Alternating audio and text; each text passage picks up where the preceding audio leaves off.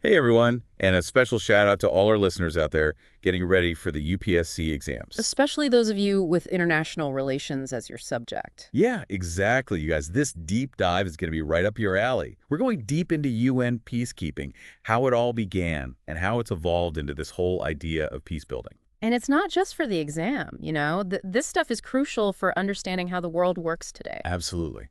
And get this, we're working with some fascinating excerpts from a text all about UN peacekeeping. It's got the history, the successes, the failures, the whole shebang. But here's the kicker. The term peacekeeping, you won't even find it in the UN Charter.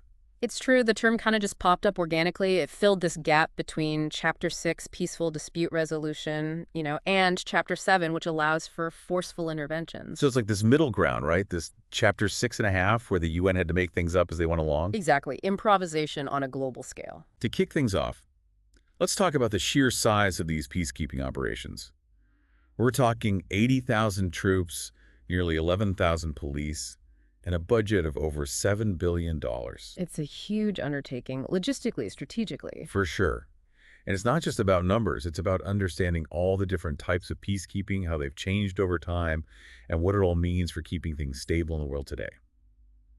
So let's rewind a bit, back to those classic examples of peacekeeping monitoring truces in the Arab-Israeli War, for example, or acting as a buffer between Israel and Egypt after the Suez Crisis. Back then, it was all about impartiality, staying neutral, and stopping things from getting worse. Right, those are what we call first-generation peacekeeping missions. Their goal was to contain the conflict, not really to solve it. Okay. But then the world changed instead of the conflicts themselves. Right. And the old ways just weren't enough anymore. This is where things get really interesting, especially if you're studying for the UPSC.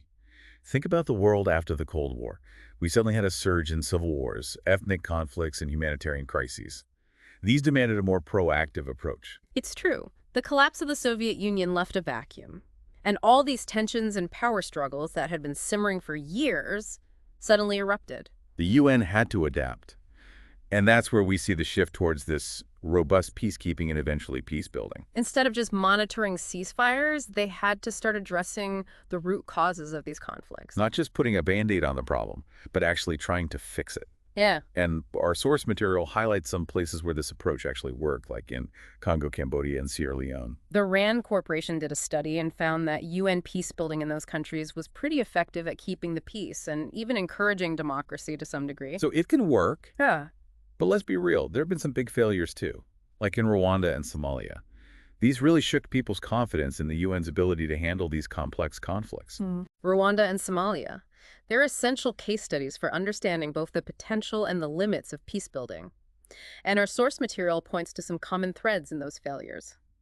Unclear missions, not enough resources, and sometimes a reluctance to use force when it was really needed. And maybe even more importantly, the political will of the UN member states.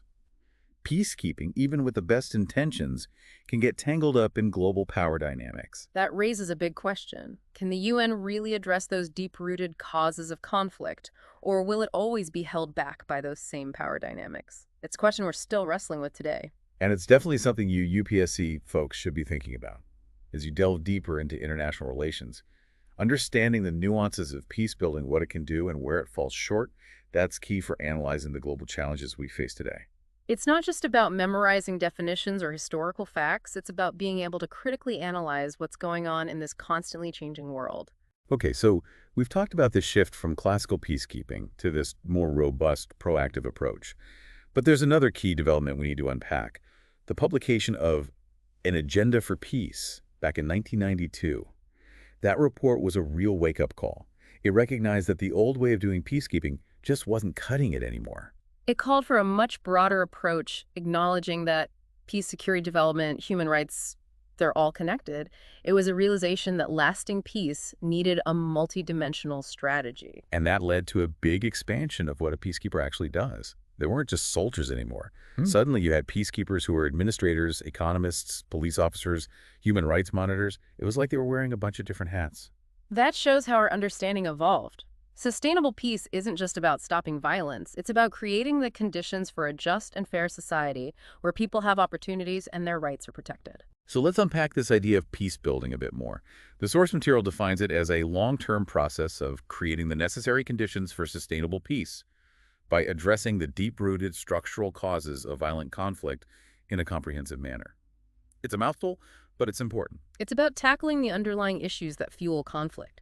Poverty, inequality, political exclusion, lack of access to education and healthcare, all of those things. It's a long game, right? Yeah. No quick fixes. Yeah, It's about rebuilding institutions, promoting economic development, fostering reconciliation between communities, really changing the fabric of society. absolutely. And it often involves a delicate balancing act between intervening internationally and respecting a country's sovereignty. It's a complex and challenging task. And this brings us to another big development, the creation of the UN Peacebuilding Commission in 2005. That was a significant step towards making peacebuilding a core part of what the UN does. So what exactly does the Peacebuilding Commission do? How does it work within this big web of global actors and institutions? It's like a central hub for coordinating all those peacebuilding efforts.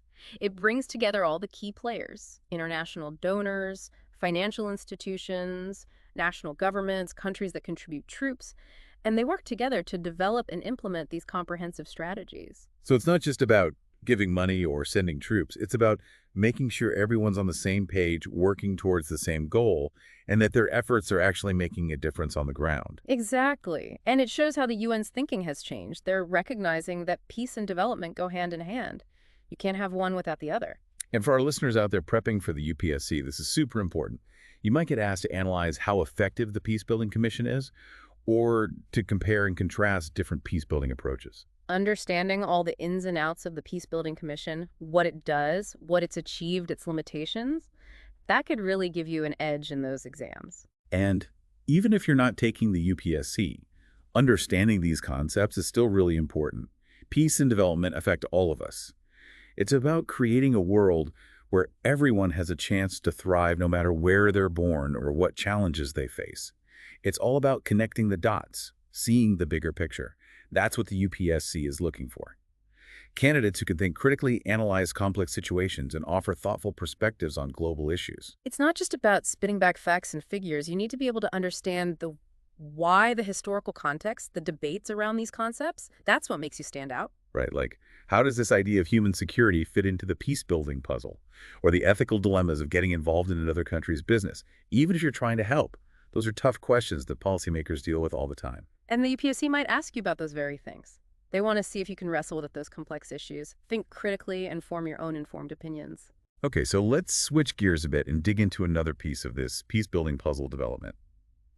Our source material mentions the Millennium Development Goals, or MDGs.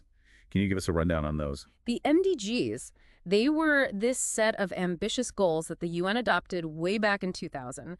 They were aimed at tackling some of humanity's biggest problems: poverty, hunger, disease, lack of education, gender inequality, you name it. So they weren't directly about resolving conflict, but more about creating a fairer, more equitable world for everyone. Exactly. But here's the connection. The MDGs recognize that poverty, inequality, and lack of opportunity, they often lead to conflict. So by addressing those root causes of instability, you're also laying the groundwork for a more peaceful world. It's like they say, if you want peace work for justice, you can't have one without the other. Right. The MDGs were a powerful statement about how peace and development are connected. They showed that security isn't just about military strength.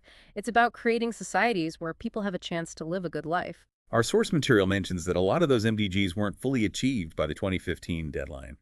But surely there were some big wins. Oh, definitely. We saw huge progress in reducing extreme poverty, cutting down child mortality rates, and getting more kids into school. But it also showed just how hard it is to solve these big global problems. It takes commitment, resources, and a willingness to adapt and learn from both successes and failures. It shows that we need a global effort, too. No one country can solve these problems on their own. It takes cooperation, collaboration, a shared sense of responsibility. Absolutely. And that's where the UN, despite all its flaws and limitations, comes in. It gives us a platform for dialogue, for coordinating action, for bringing together different perspectives and expertise. So for all our UPSC preppers out there, think about this. If you were asked to analyze the UN's role in promoting development, how would you approach that question? What kind of insights would you offer? Well, I'd start by highlighting the UN's huge network of development agencies, programs, and initiatives. It's important to know who the key players are, like the UNDP, UNICEF, WHO, the World Bank, and so on. Right. And what they do, their strengths and weaknesses, too. It's about painting the whole picture, not just focusing on the good stuff. Exactly. And then I dig into specific examples of UN development projects, what they were aiming for, What happened? Did they succeed? And why or why not? It's about going beyond the general and really looking at how development actually works on the ground. Don't just say the UN promotes development.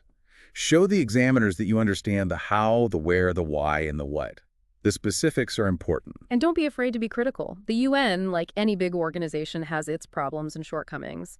Acknowledging those limitations shows you're thinking critically and not just taking everything at face value. It's about showing a nuanced understanding of how the UN operates in the real world, with all its complexities and challenges. And even if you're not taking the UPSC, this kind of analysis is still valuable. We all benefit from a world that's more just and equitable. It makes us safer. It creates opportunities. It just makes the world a better place for everyone. It's about recognizing our shared humanity and working together to create a future where everyone can thrive. Okay, so we've talked about the UN's role in development, but let's address the elephant in the room, the criticisms. The UN has gotten a lot of flack over the years for its peace-building efforts, and some of it is deserved. People often say the UN is too bureaucratic and slow to react to crises. Its decision-making processes can be really cumbersome, and it often relies on getting everyone to agree, which can be tough, especially with sensitive political issues. It's like that old joke, the UN is like a giant oil tanker. It takes forever to turn around. And there's truth to that. The UN structure can sometimes hold it back from being agile and effective, especially when things are changing quickly. Then there's the issue of funding. The UN relies heavily on contributions from member states, and those contributions can be unpredictable and often fall short of what's needed to address the world's biggest problems. Which can really limit what peacekeeping and peacebuilding operations can do. They need resources for everything, from deploying troops to providing aid to supporting long-term development projects. And we can't forget about that veto power held by the permanent 5 members of the Security Council. It can lead to gridlock and inaction, especially when those members have different interests. Yeah, the veto power is definitely controversial. It's a product of the post-World War II era and raises questions about whether it's fair and who's really accountable. It can make it seem like there are double standards where some conflicts are seen as more important than others. These are all valid criticisms, and we need to acknowledge them. But it's also important to remember that the UN is a reflection of its member states. It's a product of its time and the global power dynamics at play. It's not a perfect system, but it's what we've got. And it's up to us, the member states, to work together to make it more effective, more responsive, and more accountable. It's about recognizing both the UN's potential and its limitations and trying to make it a force for good in the world. So for all you UPSC folks out there, keep this in mind. When you're analyzing the UN's effectiveness, don't just focus on the failures. Highlight the successes, too. There have been a lot of wins.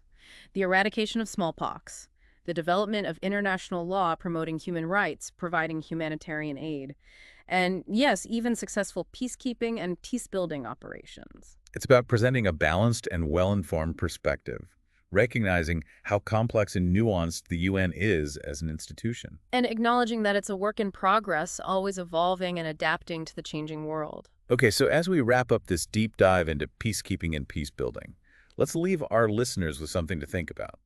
The source material mentions the concept of positive peace. Positive peace, it's more than just the absence of war. It's about creating a world where justice, equality, and opportunity are just the way things are, where conflict is less likely to happen in the first place. It's about addressing those root causes of conflict Yeah. and building societies that are resilient, inclusive, and just. It's a vision worth striving for, a world where everyone can live in dignity and security, and it takes the collective effort of governments, organizations, and individuals all around the world. So as you keep exploring international relations, think about this. What does positive peace mean to you? And what role can you play in making it a reality? It's a question that goes beyond textbooks and exams. It's about our shared future, the kind of world we want to live in, and the steps we're willing to take to create it. And that's what makes studying international relations so fascinating. It's not just about memorizing facts and figures. It's about grappling with the forces that shape our world and figuring out how we can work together to build a more peaceful and just future.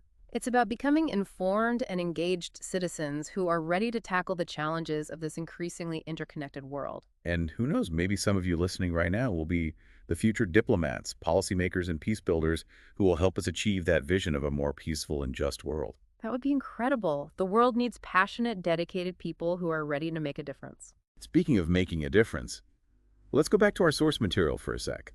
For those of you who want to really dive deep into this topic, I highly recommend checking out the full text. It's full of insights and will give you a really solid understanding of how UN peacekeeping and peacebuilding have evolved over time. And for our UPSC folks, remember, this is just the beginning. Keep exploring, keep asking questions, and keep connecting those dots. The more you understand these issues, the better prepared you'll be for those exams and for navigating the complexities of the world outside the classroom. It's about going beyond rote memorization and really grasping how the world works, the challenges we face, and the possibilities for creating a more peaceful and just future. And who knows, maybe you'll even have a hand in shaping that future using your knowledge and skills to make a real difference. That's a really inspiring thought. Yeah. So until next time, keep those brains buzzing, stay curious, and don't forget to like, subscribe, and share this deep dive with anyone who might find it interesting. We'll see you on the next episode of the Deep Dive.